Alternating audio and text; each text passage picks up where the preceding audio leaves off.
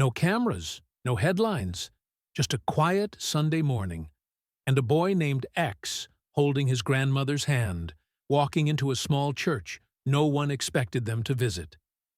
He's the son of the richest man on earth, but on this day, none of that mattered. What happened next, inside those church walls, left an entire community speechless. And what they discovered will break your heart. A 5-year-old boy asked a question so big, it stopped a room full of grown-ups. Cold. Little X, with his messy brown curls and eyes that sparkled like they held the whole galaxy, sat at the kitchen table, swinging his legs. It was a chilly Sunday morning in Los Angeles, the kind where the air smells like coffee and fresh dew on the grass. The kitchen was cozy, cluttered with cereal boxes and a half-built rocket model X had been tinkering with all week. His grandma, May, sat across from him, her white hair glowing in the sunlight streaming through the window. At 74, May had seen a lot. Decades of laughter, tears, and everything in between, but nothing prepared her for what X was about to say. "Grandma," X said, his voice small but steady, "I want to take you to church." May froze, her coffee mug halfway to her lips. Church? Her grandson, who spent his days asking about black holes and begging to stay up late to watch the stars, wanted to go to church? She glanced at X's dad, busy typing on his phone in the corner, his brow furrowed like always. Work never stopped, not even on Sundays. "Church, sweetheart?" May asked, setting her mug down gently. "Why do you want to go there?" X shrugged, his superhero pajamas crinkling. "My friend Charlie went with his grandma.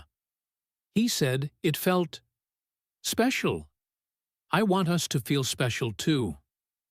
His words were so simple, so pure, they hit May like a warm wave. She looked into his big, hopeful eyes and felt her heart tug. X wasn't like other kids. He didn't just play, he wondered. About the universe, about why people cried, about what made life matter. And now, here he was, chasing something he couldn't even name. May's mind flickered to a memory. A dusty church from her childhood, the creak of wooden pews, her own grandma's hand squeezing hers during a hymn. She hadn't been to church in years. Life got in the way. Work, family, the chaos of raising kids. Did she even remember how to pray? But X's face, so earnest, so full of light, made her want to try. "What do you think?" she asked X's dad, her voice soft. He looked up, surprised, like he'd forgotten they were there. "Church? We're not really the church type, Mom." His phone buzzed, but X's voice cut through the noise. "Please, Dad," he begged, leaning forward. "Just this once." His dad sighed, studying X's face, then nodded. "Fine, buddy, but I've got meetings all day. Can Grandma take you?" X's grin lit up the room. "That's what I wanted. Charlie says church is for grandmas and kids anyway." May laughed, her nervousness melting a little. "Well, I saw a little chapel when we drove into town yesterday," she said. "We could try it, but we gotta hurry. Services start soon." As they got ready, X grabbed a tiny notebook and pencil, clutching them like treasures. "What's that for?" May asked, tying his superhero bow tie. X's face got serious, like he was on a mission. "For important stuff I learn, Grandma. Dad says always take notes on new things." May smiled, but inside, her stomach fluttered. What was X expecting from this trip? And why did she feel like this wasn't just a Sunday outing? They stepped outside, the cool air brushing their faces. X hopped into the car, his notebook bouncing on his lap. As they drove past neat houses and blooming trees, he stared out the window, his eyes wide, like he was searching for answers in the world itself. "What's on your mind, sweetheart?" May asked, her voice gentle. X turned to her, his expression so grown up it gave her chills. "I'm thinking about big questions, Grandma, like why we're here, and what happens when people go away." His words hung in the air, heavy and quiet. May's throat tightened. How could a boy so small carry thoughts so deep? She reached for his hand, squeezing it. "Those are big questions," she whispered. "Maybe we'll find some clues today." The car slowed in front of a small white church, its steeple glinting in the sun. Families climbed the steps, kids in bright clothes, parents chatting softly. X took a deep breath, gripping May's hand. "Ready, Grandma?" he asked, his voice trembling just a little. "Ready," she said, but her heart raced. What was waiting for them inside? And why did X's small hand in hers feel like it was leading her toward something she'd never forget? The church doors creaked open, and X stepped inside, his small hand tight in May's. The air smelled of old wood and candle wax, and soft organ music hummed through the room. Sunlight poured through stained glass windows, painting the pews in TV patches of blue and gold. X's eyes widened, his notebook clutched like a shield. "It's like a spaceship window," he whispered, pointing at the glass. May smiled, but her chest felt heavy. Something about this place stirred memories she'd buried long ago. Memories of loss, of questions she'd stopped asking. They slid into a pew near the back, X's sneakers squeaking on the polished floor. The congregation was small, maybe 30 people, their faces a mix of calm and worry. An elderly usher with a warm smile handed them a hymnal. "First time?" he asked, bending to X's level. X nodded, his bow tie slightly crooked. "I'm X. I'm here to learn important stuff." The usher chuckled, but his eyes lingered on X, like he sensed something special. "You'll fit right in, young man," he said, patting X's shoulder. As the service began, May's unease grew. The pastor, a woman with gray streaks in her hair and a voice like a lullaby, spoke about hope in hard times. X listened, his pencil scratching furiously in his notebook. May peeked over, tiny words like, "Why sad?" and "Help how?" filled the page. Her heart ached. X wasn't just curious, he was searching for something bigger, something she wasn't sure she could give him. Then it happened. Halfway through a hymn, a woman in the front pew let out a soft sob. Heads turned. The music faltered for a moment, then carried on. X froze, his pencil hovering. "Grandma," he whispered, urgent. "Why's she crying?" May hesitated, her throat tight. "Maybe she's hurting, sweetheart. Sometimes people come here when they're sad." X's brow furrowed, his small face tightening with a mix of confusion and determination. "I need to know why," he said, his voice barely audible but fierce. Before May could stop him, X slipped out of the pew, his notebook flapping as he marched toward the front. "X!" May hissed, her heart pounding. She half stood, torn between chasing him and staying put. Every eye in the church followed the small boy in the superhero bow tie, weaving through the aisle like he was on a mission. The crying woman looked up, startled, as X stopped in front of her. The pastor paused, her hands still raised from the hymn. "Why are you sad?" X asked, his voice clear and loud in the quiet church. The woman blinked, tears streaking her face. She was young, maybe 30, with tired eyes and a scarf knotted tightly around her shoulders. My mom's really sick," she said, her voice breaking. I don't know if she'll get better. X nodded, like he was filing away a puzzle piece. My dad says when things are scary, you break them into little parts. What's the scariest part? May's breath caught. She wanted to run to X, to pull him back, but her legs wouldn't move. The congregation was silent, hanging on every word. The woman wiped her eyes, her lips trembling. I'm scared she'll leave. Me! And I won't know how to go on. X tilted his head, thinking hard. My grandma says no one's ever really gone, if you remember them. Do you remember your mom's favorite thing? The woman's face softened, just a fraction. She loves sunflowers, she whispered. X scribbled in his notebook, then looked up. Maybe you can bring her one, so she knows you're there. A murmur rippled through the church, a mix of awe and surprise.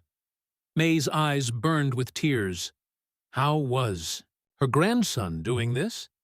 How was he reaching into this stranger's pain with such ease? But then the pastor stepped forward, her smile kind but firm.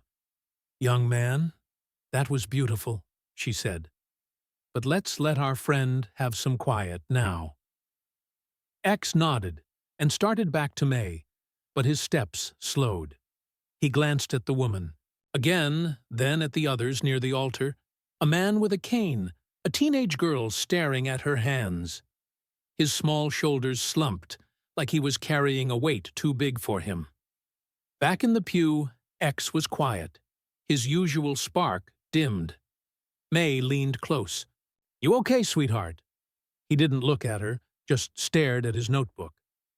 I wanted to help her, Grandma, but what if it's not enough? What if her mom goes away anyway? His voice cracked, and May's heart shattered. She saw it now. X wasn't just asking questions. He was wrestling with something deeper, something he hadn't told her. Was it about his dad, always working, always distant? Or something else, something he was too young to name? The service continued, but X barely moved, his pencil still. May's mind raced. She remembered a phone call from her son last month, his voice low, mentioning X asking about forever after a pet fish died. She'd brushed it off then, but now it felt like a clue. What was X afraid of losing? And why did this church, this moment, feel like it was pulling a truth out of him he wasn't ready to face? The pastor invited people to the altar for prayer. X's head snapped up, his eyes locked on the crying woman as she stood and walked forward. Then, without a word, he bolted from the pew again, faster this time, his notebook falling to the floor. X, wait! May called. But he was already halfway to the altar, his small figure weaving through the crowd. The congregation gasped. The pastor turned, her eyes wide. X reached the woman and grabbed her hand, his face fierce with a determination May had never seen. "Grandma, I have to fix this," he shouted, his voice echoing. But as he spoke, his eyes filled with tears and his whole body shook. What was driving him? And what secret was he about to spill in front of everyone? Stood at the altar, his Æ A-Xii small hand gripping the crying woman's, tears streaming down his cheeks. The church was so quiet, you could hear the flicker of candles. His superhero bow tie hung crooked, his curls damp with sweat. "I have to fix this," he'd shouted, but now his voice broke into a sob. "I don't want anyone to go away." The words tore out of him, raw and jagged, like a secret he'd held too long. May's heart stopped. She lurched from the pew, her knees shaky, desperate to reach him. The congregation watched, breathless, as X's tiny body shook with a grief, too big for a 5-year-old. The woman, still teary, knelt beside him. "Sweetie, what's wrong?" she asked, her voice soft but urgent. X's lip trembled. My fish. He died. And Dad's always gone. And what if you go away, Grandma? His eyes found May's across the room, wide and pleading. The confession hit like a thunderclap. May froze, her breath catching. This wasn't just about the woman's sick mom. X was carrying a fear he'd never spoken. A fear of losing everyone he loved. The weight of it crushed May's chest. How? Had she missed this? How had her bright, curious boy been hiding such a heavy heart? The pastor stepped forward, her face etched with concern. X, come here, she said gently, reaching out. But X shook his head, wiping his nose with his sleeve. I thought church would have answers, he said, his voice small and cracking. But it's just sad people, and I can't fix it. His shoulders slumped, his notebook forgotten on the floor. He looked so small, so defeated, like the galaxy in his eyes had gone dark. May's throat burned. She wanted to scoop him up, to promise everything would be okay, but her feet felt glued to the ground.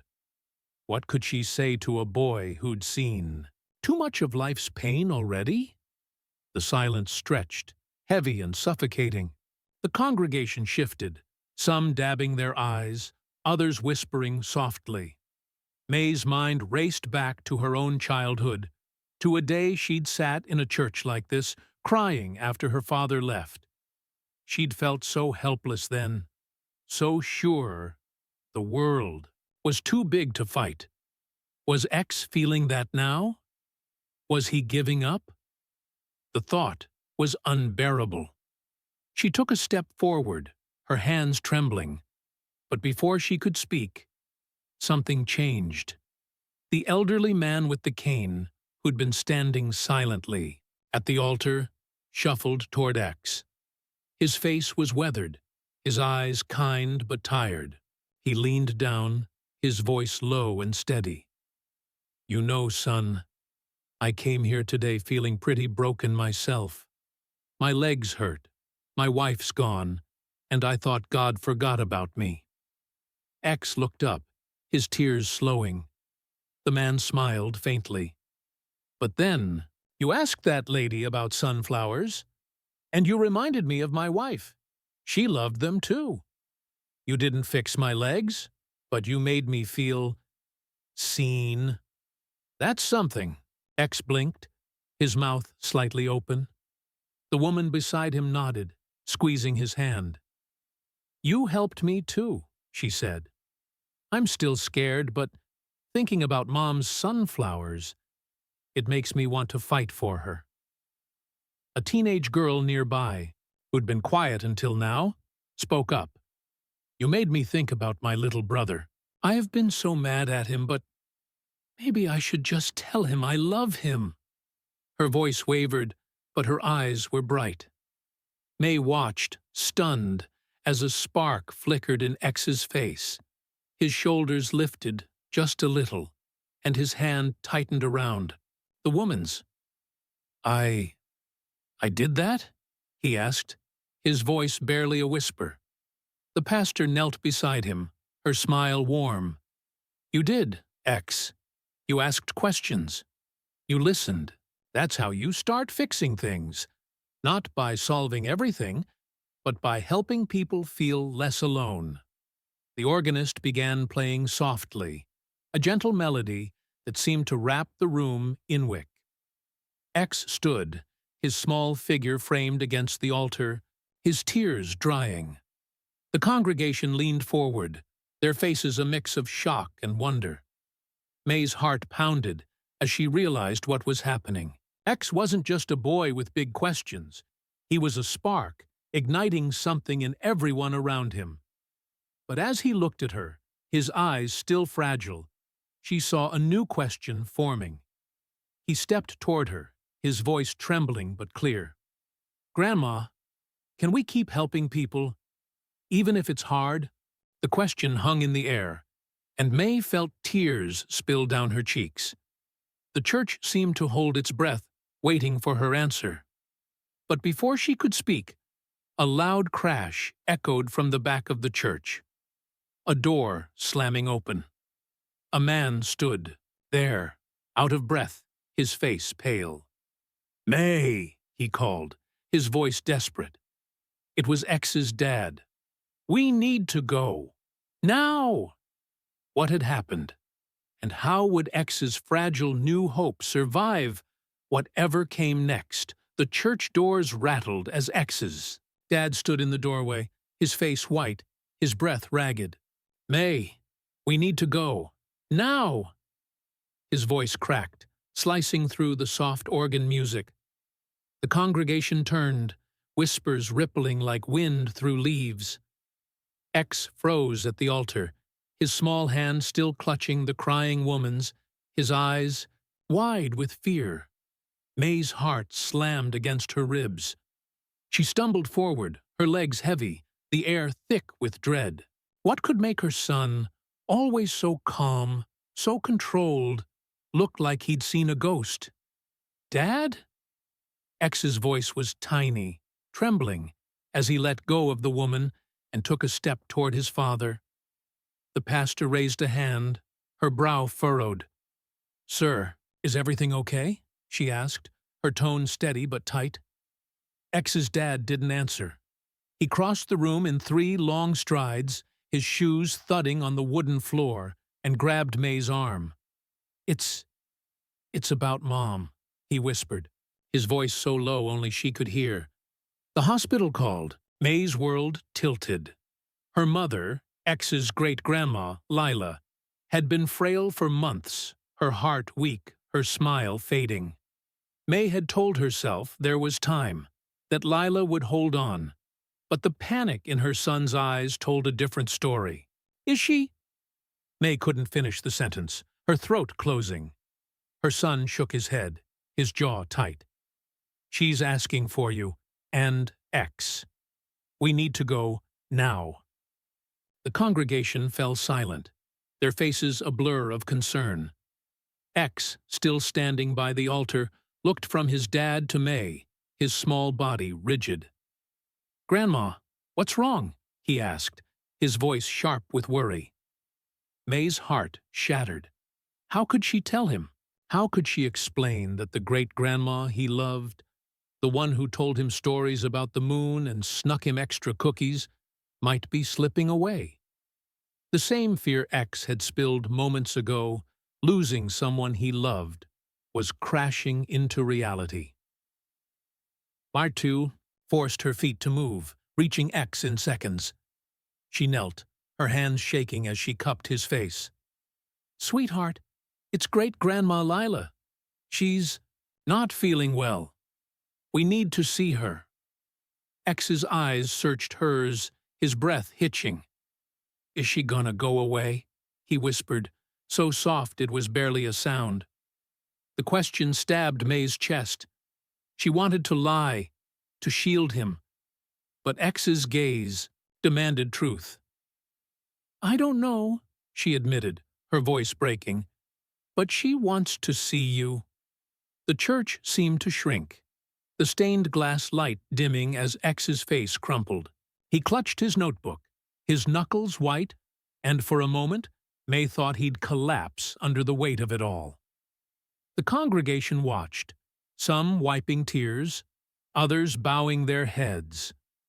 The crying woman from the altar stepped forward, her voice gentle. "X, you helped me today. Maybe you can help your great-grandma, too." X looked at her, his eyes glassy, but something flickered in them. A spark, faint but stubborn. Then it hit. X's head snapped up, his gaze locking on his notebook. He flipped it open, his small fingers trembling as he scanned the pages. "Wait," he said, his voice suddenly sharp. "I wrote something. Something great-grandma told me." May frowned, leaning closer. "What, sweetheart?" X's eyes darted across his childish scrawl, his breath quickening. She said her favorite thing is hearing me talk about stars, She said it makes her feel like she's flying. His voice shook, but it grew stronger with every word. Maybe I can tell her about the stars now. Maybe it'll make her stay. The revelation crashed over May like a wave. X wasn't just grieving. He was fighting. He'd found a way to reach Lila, the same way he'd reached the crying woman with sunflowers. His questions, his listening, his love for the universe. It wasn't just child's play. It was his power. May's eyes burned with tears, pride, and fear twisting together. Could X's words really help Lila hold on? Or was this hope too fragile, too late? The pastor, sensing the moment, stepped forward. "Go, X," she said, her voice warm. "Take your light to her." The elderly man with the cane nodded. "You've got something special, kid. Use it." The congregation murmured, their voices a soft chorus of encouragement. X looked at May, his face set with a determination, poise, that made him look years older. "I'm ready, Grandma," he said, his voice steady now. "Let's go to Great-Grandma." May stood, her heart pounding, and took X's hand. His dad, still pale, nodded, his eyes wet. "Let's hurry," he said, leading them toward the door. But as they reached the threshold, X stopped, turning back to the congregation. "Thank you," he said, his voice clear. "I'm going to try to fix this." The room erupted in soft applause, a wave of hope carrying them out. In the car, X sat silent, his notebook open, whispering star names like a prayer. Orion, Sirius, Vega. May watched him, her chest tight with love and terror. This was X's fight now, his chance to shine for Lila. But as the hospital loomed, ahead, its cold lights cutting through the dusk, a new fear gripped her. What if X's words weren't enough? And what would happen to his bright, brave heart if he lost this battle? The hospital corridor stretched endlessly before X, its fluorescent lights buzzing like a swarm of angry bees. His sneakers squeaked on the linoleum, each step a hammer blow to May's racing heart. X clutched his notebook, its pages crumpled. From his tight grip, his small face set with a fierce determination that made him look like a warrior in a superhero bow tie. Behind him, May and X's dad hurried, their breaths sharp, the air thick with fear. Great-Grandma Lila was slipping away, her heart failing, her time running out. If X didn't reach her now, he might never get to say the words he believed could save her.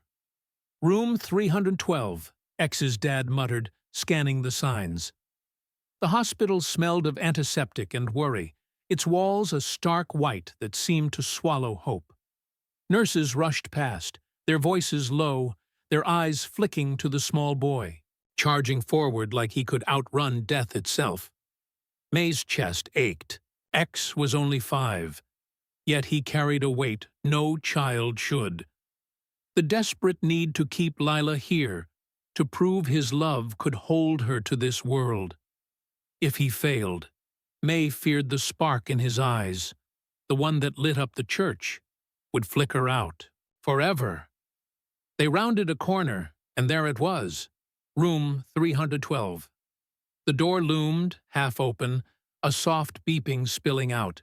X froze, his breath hitching.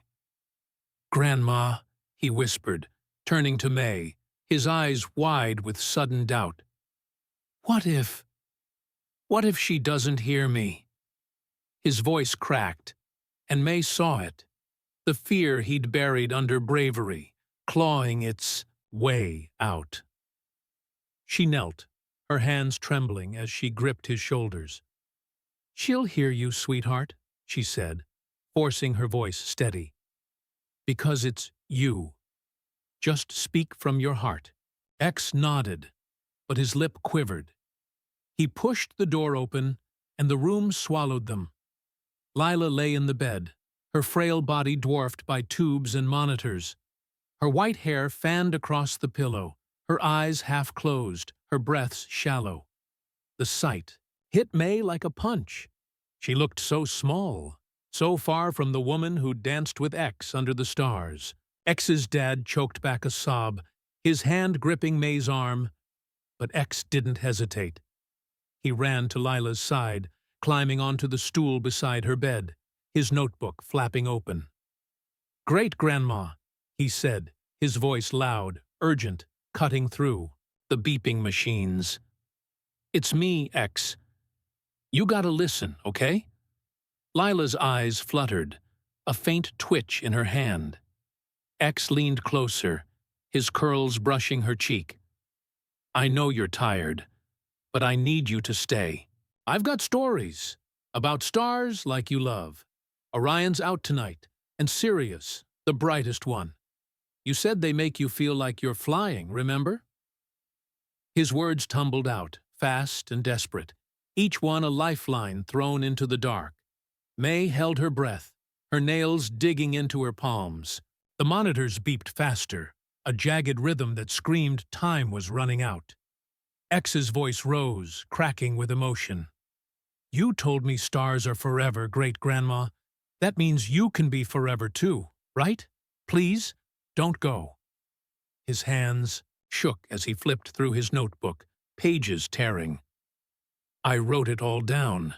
Every star you love, every story.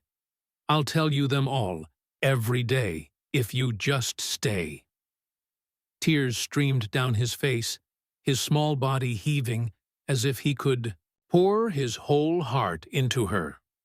Lila's eyes opened fully, locking onto X's. A faint smile curved her lips. Weak, but real. "My little astronaut?" she whispered, her voice barely a breath. X gasped, grabbing her hand. "You heard me!" he cried, his voice a mix of joy and panic. "You gotta keep listening, okay? There's more stars, like Vega and—" The monitor screeched, a long, piercing wail. Lila's hand went limp in X's, her eyes fluttering shut. "No!" X screamed, shaking her arm. "Great-grandma, wake up! You promised!" May lunged forward, her heart shattering as X's dad pulled X into his arms. "Buddy, she's—" he started, his voice breaking. But then, a miracle.